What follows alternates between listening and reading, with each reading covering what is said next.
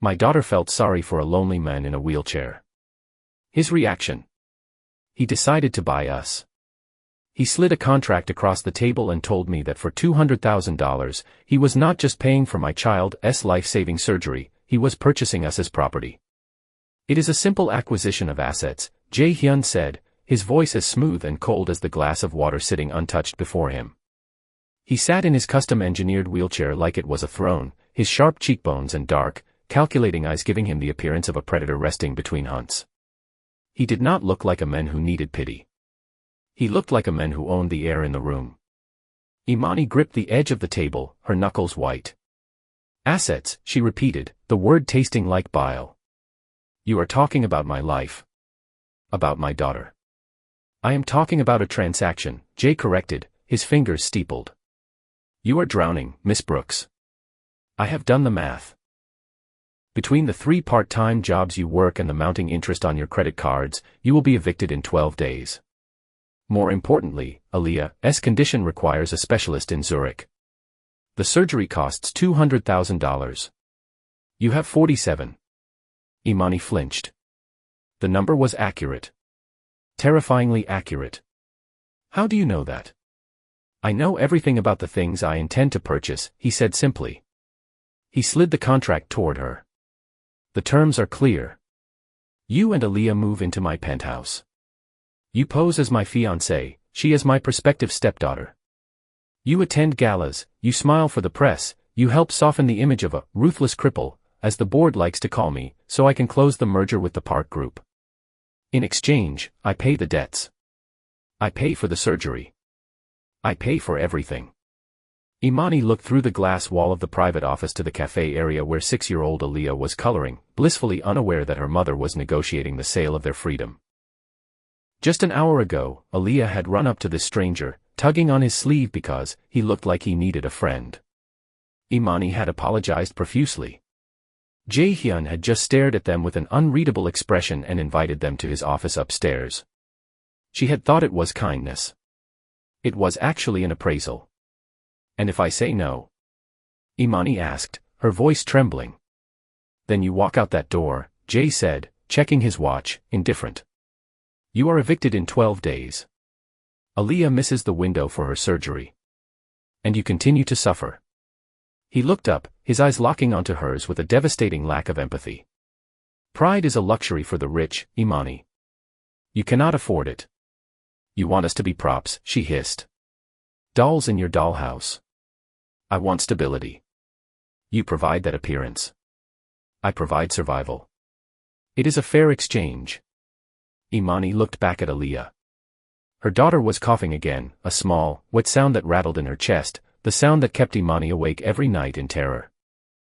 The doctors had said the window was closing. Without the surgery, the damage to her lungs would be permanent. Perhaps fatal. She looked back at the men who spoke of human beings as if they were stocks and bonds. He was handsome, undeniably so, but there was a hollowness in him that terrified her. He offered salvation wrapped in chains. What are the restrictions? She asked, her voice barely a whisper. Total obedience, he replied instantly. You live where I say. You go where I say. You do not speak to the press without a script. You do not leave the penthouse without my security detail.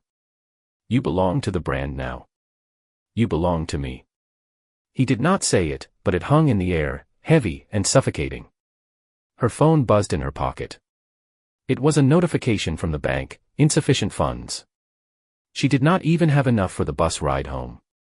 The universe was screaming at her, closing every door except the one guarded by the devil in the wheelchair. Imani picked up the heavy fountain pen. It felt cold, like holding a piece of ice. She was not just signing a contract, she was signing away her autonomy. But then she heard Aaliyah laugh at something on the TV screen outside, a pure, innocent sound that deserved a future. I have one condition, Imani said, her voice hardening. You never hurt her. You never make her feel like she is just a job. To her, this has to be real. If you break her heart, I will destroy you, contract or not. Jae-hyun did not blink. Acceptable. Imani signed.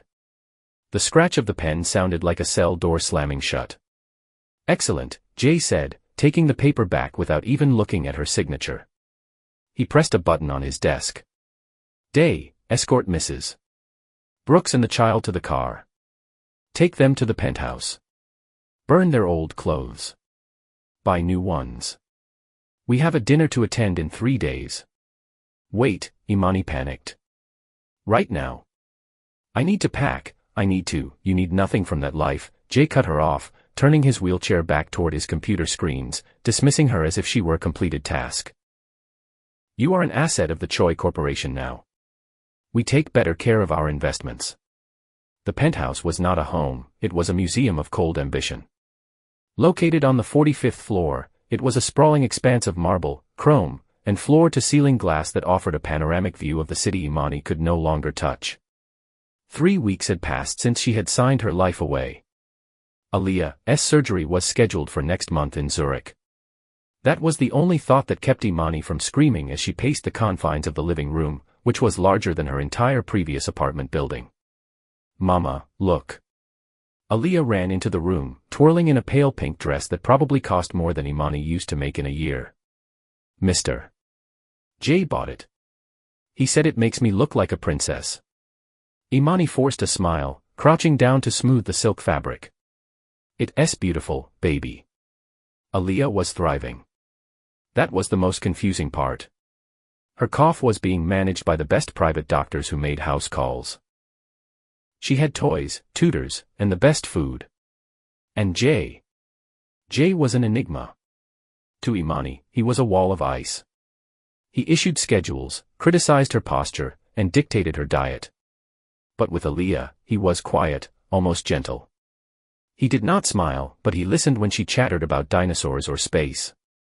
But for Imani, the golden cage was shrinking. Mrs. Brooks, a voice came from the doorway. It was Jay's head of security, a mountain of a men who followed her everywhere. Mr. Choi requests your presence in the study. He wishes to inspect your attire for the gala tonight. Inspect. Like she was a prize horse. Imani walked to the study, her heels clicking on the marble. She wore the sapphire gown Jay had selected without asking her opinion. It fit perfectly, which was unnerving. He knew her measurements better than she did. She entered the office. Jay was behind his desk, surrounded by monitors displaying stock markets and, she noticed with a chill, security feeds of the penthouse. He was watching the living room. He was watching Aaliyah. Turn around, he commanded without looking up from his tablet. Imani stood her ground.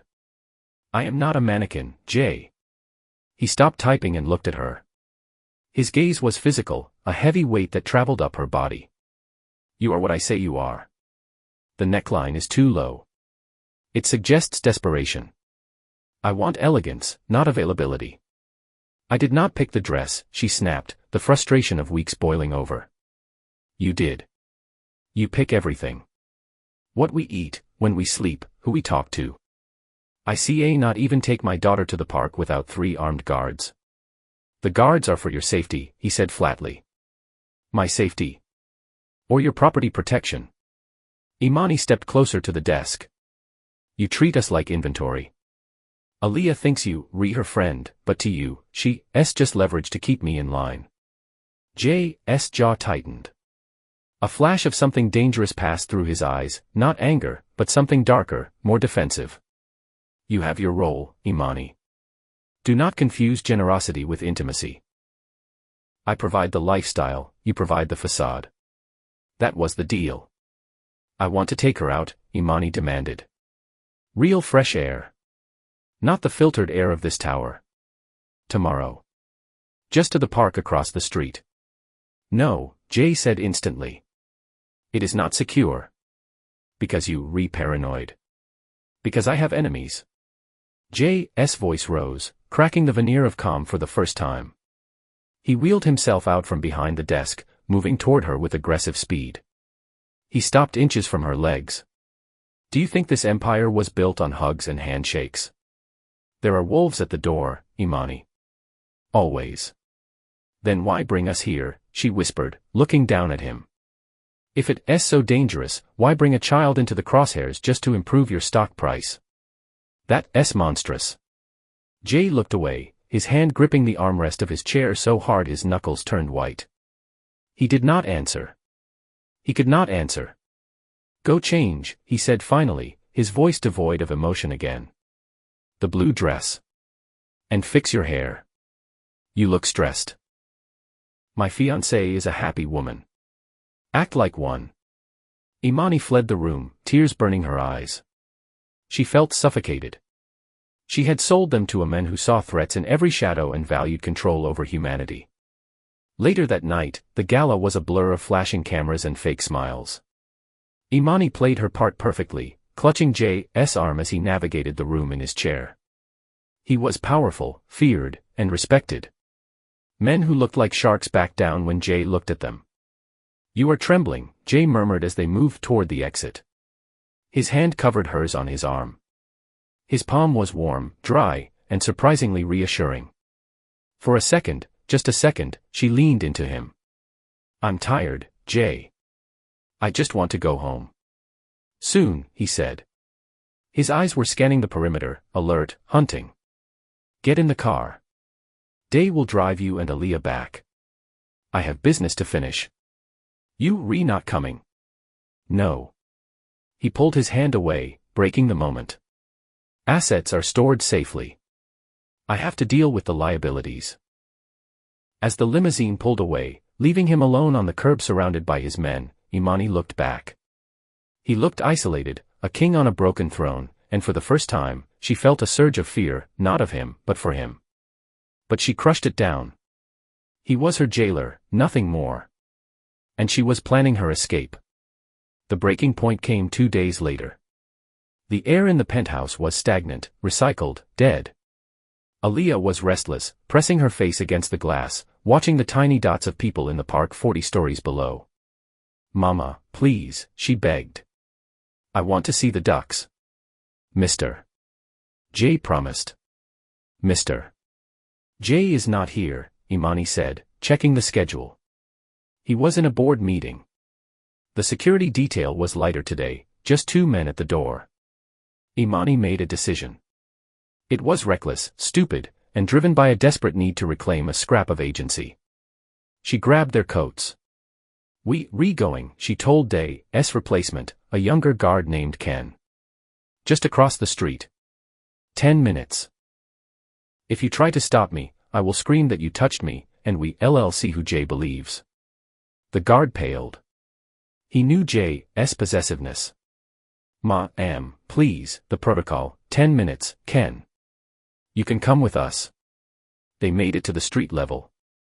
The cold Chicago air hit Imani's face like a slap of freedom. It was glorious. Aaliyah squealed, running toward the pond where the ducks were gathering. Imani chased after her, laughing, feeling the weight of the penthouse lift off her shoulders. For 5 minutes, everything was perfect. Then, the world shattered. A black SUV screeched over the curb, plowing through a bench. Tires smoked. People screamed. "Get down!" Ken shouted, reaching for his weapon, but a sharp crack echoed, and he crumpled to the ground before he could draw. Imani froze. Panic, cold and absolute, seized her limbs. She saw men in masks pouring out of the car. They were not moving randomly. They were moving toward Aaliyah. "No!" Imani screamed, lunging for her daughter. She grabbed Aaliyah's arm, pulling her behind a tree just as bullets chewed up the dirt where the child had been standing. "Target acquired," a distorted voice shouted. "Grab the girl. The asset is the girl." Asset. The word echoed in Imani's mind. Jay had called them assets. Were these his men? Was this some sick test? But then she saw the fear in the eyes of the remaining guard. This was not a drill. "Mama." Aaliyah was sobbing, clinging to Imani's leg. Imani huddled over her, shielding her body with her own, closing her eyes and waiting for the end. She had failed. She had left the cage, and the wolves were here. A roar of an engine tore through the chaos. A sleek silver sedan jumped the median, smashing into the attacker's SUV. The door flew open. It was Jay. He did not have his wheelchair. He had dragged himself out of the driver's seat, holding a pistol with terrifying stability. He was leaning against the car door, his legs useless, essentially a stationary target in the middle of a war zone. Touch them and you die. Jay roared, a sound of pure, primal fury. He opened fire. He was precise, lethal. 2 attackers dropped. The others turned their fire on him. Jay, no. Imani screamed. He was not in the penthouse. He was not in a meeting. He had followed them. Or he had been watching. One of the masked men flanked him. Jay could not move fast enough. He could not dodge. Aaliyah, look at me. Close your eyes. Imani yelled, burying her daughter's face in her coat. Imani watched, helpless, as the gunman aimed at her. Jay saw it too. He did not hesitate. He did not look for cover. He threw himself away from the protection of his car, dragging his body into the open to create a clearer line of fire, exposing himself completely to draw their attention. Here! Jay shouted. Look at me. The gunman turned and fired. Jay's body jerked violently. Blood bloomed on his white shirt. But he did not stop. He fired 3 times, dropping the last assailant, before collapsing onto the asphalt. Silence rushed back in, broken only by sirens and Aaliyah's muffled sobs. Imani ran.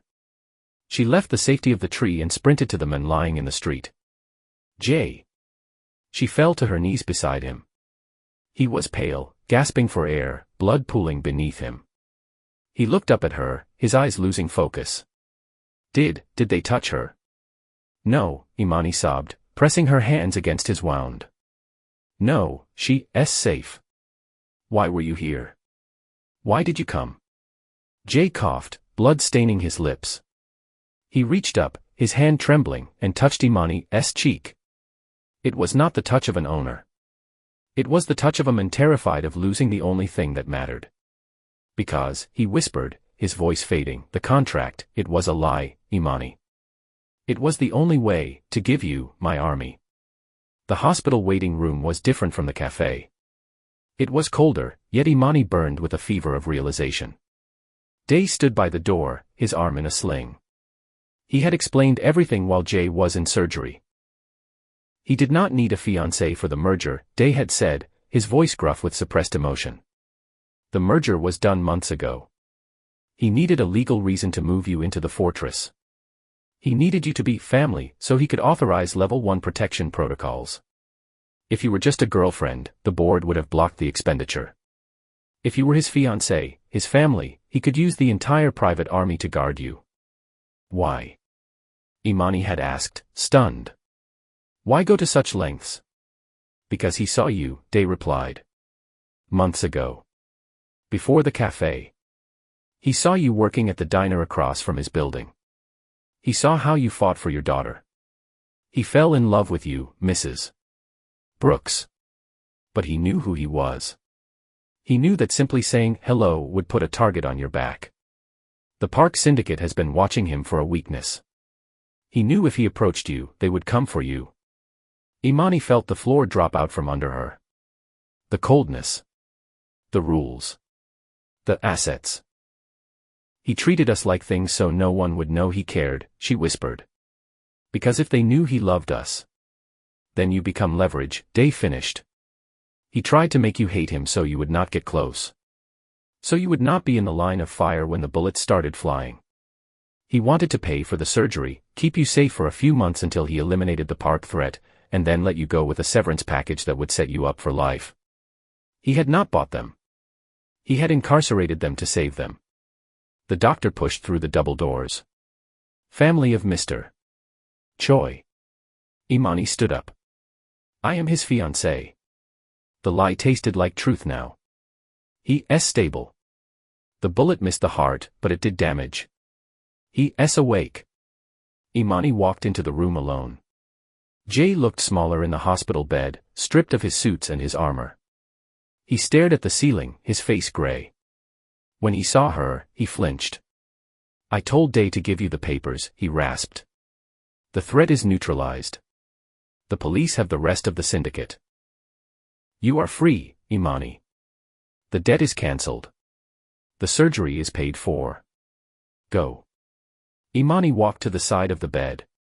She saw the fear in his eyes, not fear of death, but fear of her rejection. He expected her to run. He expected her to be horrified by the violence she had seen. You lied to me, she said softly. I did what was necessary. He turned his head away. I am a monster, Imani. You saw that today. I bring death to my doorstep. You and Aaliyah, you deserve light. Not this shadow. You took a bullet for us. Calculated risk. Stop it, she ordered, her voice trembling with a mix of anger and love. Stop talking like a calculator. You jumped in front of a gun. I promised I would protect the investment, he muttered stubbornly, though his voice cracked. Imani reached into her bag. She pulled out the contract, the heavy, expensive paper that had bound them together. She held it up so he could see it. Then, she tore it in half. Jay closed his eyes, a look of utter defeat crossing his face. I understand. The jet is ready to take you to. I'm not going anywhere, Imani said, tearing the paper again and again until it was just confetti raining down onto the sterile hospital sheets. Jay's eyes snapped open. What? You wanted to buy a family, Jay? Too bad. You see, not afford us. She sat on the edge of the bed, taking his cold hand in hers. But you can earn us. You can be the father my daughter already thinks you are. You can be the man who holds my hand without checking for exit routes. Imani, look at me, he pleaded, gesturing to his paralyzed legs, to the machines beeping around him. I am broken. I am dangerous. I see not give you a normal life. I do not want normal, she said fierce and low, leaning down until her lips were inches from his. I want the men who built a fortress just to keep me safe. I want the men who looked at a single mother with $47 and saw a queen worth dying for. She kissed him. It was not the tentative touch of the gala. It was a claiming. It tasted of antiseptic and tears and survival. When she pulled back, Jay looked at her with wonder, the mask of the cold billionaire completely shattered. Aaliyah, he asked, his voice raw. She's outside asking when she can see her dad, Imani smiled, wiping a tear from his cheek. Jay let out a breath he seemed to have been holding since the day they met. He squeezed her hand, and for the first time, he did not feel like a lonely man in a wheelchair, and she did not feel like a woman drowning in debt. Then tell her, Jay whispered, a genuine smile touching his lips, to come in. We have a new contract to negotiate. One with infinite terms. Imani laughed, a sound of pure relief. She had walked into his office to sell her life, but in the end, she had stolen his heart. And that was the only transaction that mattered.